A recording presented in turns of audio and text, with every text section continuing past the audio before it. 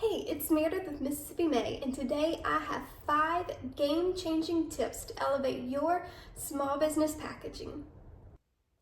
So my first tip is going to be to write a handwritten thank you note. I know there are lots of businesses that will do the printed thank you for your purchase cards or your order made by day, and that is wonderful and great to include those in your packages. However, if you have the time and you are able to do something that is handwritten, that is just really going to go a very long way and means so much to your customers that you took the time to handwrite an actual thank you note for them. And I like to personalize them, so I acknowledge the buyer by their name, and then I'm also going to thank them for their purchase, and I'm also going to mention what it is that they purchased. So it's a very personalized. They know I'm not sitting there mass handwriting out these cards to just fill in the folders. So it does take time. It is an extra step, and I have never regretted it. I often get reviews that mention the handwritten note, and I think it just goes a very long way, and it just means a lot to the person that is taking their money and choosing to spend it with your business. So I highly recommend it. Take the time, and it doesn't have to be long at all, y'all. Mine are about 2 sentences. I acknowledge the person's name, thank them for the purchase, and tell them I hope you love and whatever it is, the item it is that they're getting. And don't let poor handwriting be an excuse. I have the handwriting of a 2nd grader, maybe even a kindergartner. So bad handwriting is not an excuse. So it doesn't matter what your handwriting looks like. People don't care. It's the thought that's behind it. It's the fact that you took the time to sit down, and really, y'all, it's not that much time. 15 seconds, 30 seconds. I think we can all fit that in to each order to just make that person feel extra special for spending their money with our business. All right, so tip number 2 is going to be to see if you can add some sort of a special touch to the product or products that you offer. So for instance, on my kitchen towels, I like to add some twine along with a little tag on it that has got my logo along with what the item is that they have purchased. This just adds a little bit of a special touch, makes it look a little bit more gifty as well. And there's minimal expense in this, which is even better. The twine, I should probably calculate it out. It's been a little while. We're talking about pennies. Just minimal cost, and just taking a little twine, wrapping it around the item like this. And then as far as the tags, I just print these out at home on my home printer, and I've just loaded as many as I can in here, and then I just cut them out individually, hole punch them, and get them tied on. So there is minimal expense in this, and it just helps to elevate it and take it to the next level. Tip number 3 has to do with getting your package ready to ship.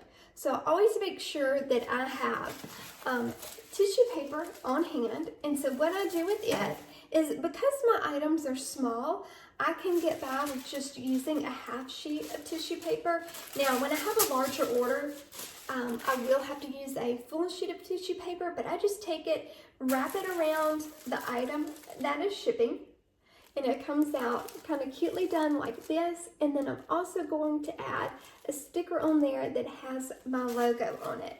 So the stickers I do print at home with just my regular home inkjet printer, and I have these Avery labels. I print my logo on it, peel it off, and stick it right on there.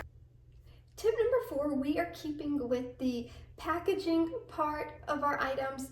So what I like to do is always have very cute poly mailers on hand in a variety of different sizes.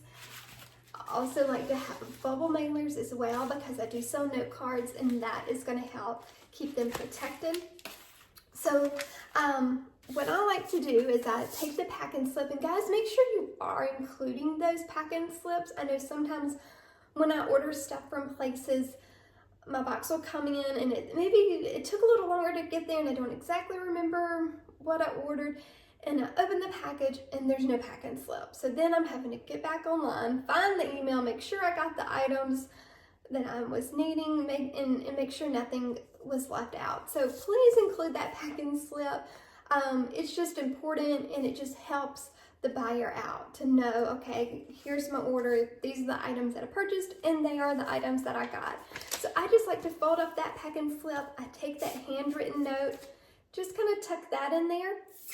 And the other thing I do is this connect with card. And so with it, I have my QR code, and it just tells them they can scan that to stay up to date with different things. And it's just got links to my social media and email and different things. So when they are a first time buyer, I include this. Now, if they've bought from me multiple times before, then they know how to find me to place an order. So I really only include this in the first time order.